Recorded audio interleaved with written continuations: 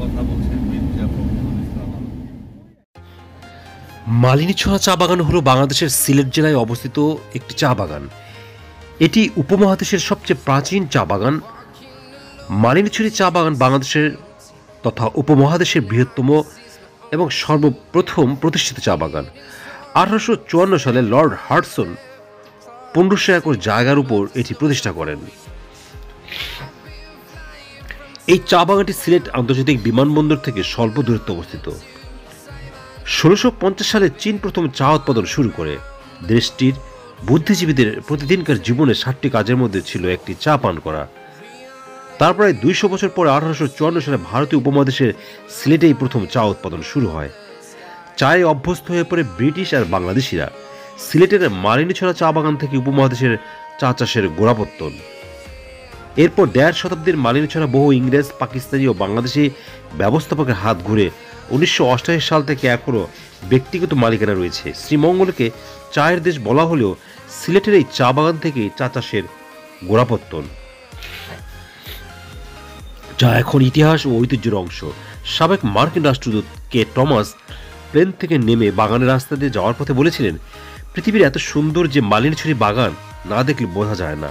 শুধু হ্যারি কে টমাস নয়, সিলেটের চা বাগানের সবুজ মায়ায় প্রতিদিন জড়ো হন হাজার হাজার দেশি বিদেশি পর্যটক। সিলেট শহরের খুব কাছে এই চা বাগানটি। সবুজ ঘেরা অনিন্দ সুন্দর, প্রায় 2500 একর ভূমির উপর উঁচু নিচু টিলার পর টিলায় ভরা চা বাগানটি। রয়েছে 1200 একর জমি, রাবার আবাদের জন্য রয়েছে 700 একর জমি এবং কারখানা, আবাসন, বৃক্ষ, বন জঙ্গল জুড়ে বাকি জমিটুকু। দুটি পাতা একটি কুড়ির দেশে এসে যারা খুব অল্প সময়ে খুব সুন্দর কোনো সবুজের গালিচায় হারিয়ে যেতে চান, তাদের জন্য অনন্য মালিনীছড়া চা বাগান। দেশের মোট চায়ের 90% উৎপন্ন হয় সিলেটে। এই জন্য সিলেটকে দুটি পাতা একটি কুড়ির দেশ বলা হয়। উপরে বড় বড় ছায়া বৃক্ষ, নিচে আলো আধারের সবুজ ছায়া, যেন শৈল্পিক কারুকাজ। সিলেটের চা বাগানের এই প্রাকৃতিক দৃশ্য পর্যটকের মন ছুঁয়ে যায়। 1500 একর জায়গার উপর অবস্থিত উপমহাদেশের প্রথম চা বাগান মালিনীছড়ার পর্যটকদের কাছে আরও বিস্ময়কর। সিলেটের চা রং, স্বাদ ও সুবাস অতুলনীয়। বর্তমান বেসরকারি তত্ত্বাবধানে চা বাগান পরিচালিত হয়ে আসছে। চা বাগানের পাশাপাশি বর্তমানে এখানে কমলা ও রাবারের চাষ করা হয়। এই বাগানের পাশেই বিশ্বের অন্যতম সুন্দর স্টেডিয়াম, যেখানে 2014 সালের বিশ্ব টি-20 খেলা অনুষ্ঠিত হয়। মালিনীছড়া চা বাগান ছাড়াও সিলেটের লাক্ষাতুরা চা বাগান, আলীবাহার চা বাগান, Khadim Ahmed tea estate, Lalakhal tea estate, Borjan tea উল্লেখযোগ্য। চা বাগানের বুক ভেদ করে চলে গেছে দৃশ্যরঞ্জন সড়ক। আকাশপথে যারা সিলেটে আসেন তাদের প্রথমেই স্বাগত জানায় এই চা বাগান। বাগানটির সুন্দর মায়ায় পড়েছিলেন অনেক বিদেশি। গাড়ি থামিয়ে তারা দাঁড়িয়েছেন বাগানের আশেপাশে।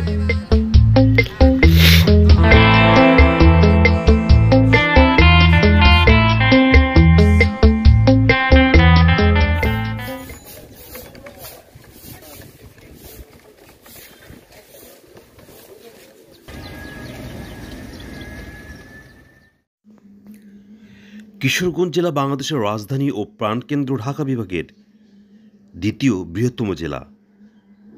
বাংলাদেশের মধ্যাঞ্চলে অবস্থিত ঢাকা বিভাগের একটি প্রশাসনিক অঞ্চল।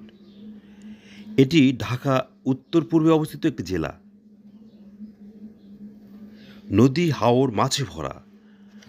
হাওর অঞ্চলের জন্য এই জেলা বিখ্যাত। কিশোরগঞ্জের ইতিহাস সুপ্রাচীন। এখানে প্রাচীনকাল থেকেই একটি সুগঠিত গোষ্ঠী আছে এবং এখনও বিরাজ করছে। 6ষ্ঠ শতকে 32-এর বাসিন্দা কৃষ্ণদাস প্রামাণিকের ছেলে নন্দকিশোর ব্রহ্মপুত্রের নদের তীরে একটি গঞ্জ প্রতিষ্ঠা করেন। এই গঞ্জ থেকে কালক্রমে নন্দকিশোরের গঞ্জ বা কিশোরগঞ্জের উৎপত্তি হয়। একাদশ ও দ্বাদশ শতকে পাল, বর্মন ও সেন শাসকরা এই অঞ্চলে রাজত্ব করে।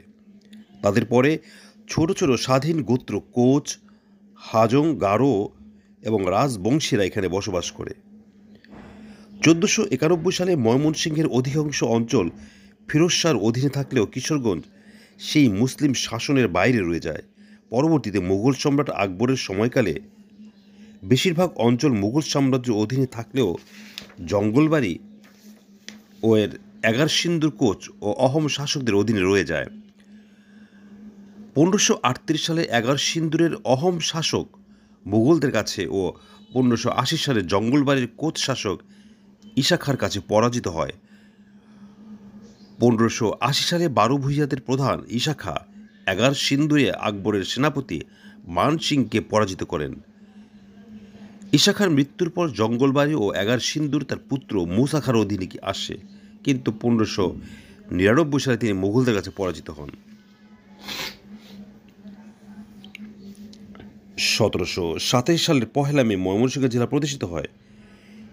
এ সময় কিশোরগঞ্জ জেলার ভৌগোলিক অঞ্চল ময়মনসিংহ জেলার জোয়ার ও হোসেনপুর পরগনার অন্তর্ভুক্ত ও প্রশাসনিকভাবে অধিস্থিত ছিল। 1860 সালে নিকলি, বাজিতপুর ও কিশোরগঞ্জ অঞ্চল নিয়ে কিশোরগঞ্জ মহকুমা গঠন করে। পরবর্তীতে 1984 সালে 13টি থানা নিয়ে কিশোরগঞ্জ জেলার প্রশাসনিক আত্মপ্রকাশ ঘটে। আপনারা ভিডিওতে কিশোরগঞ্জের বিভিন্ন লোকেশন দেখছেন।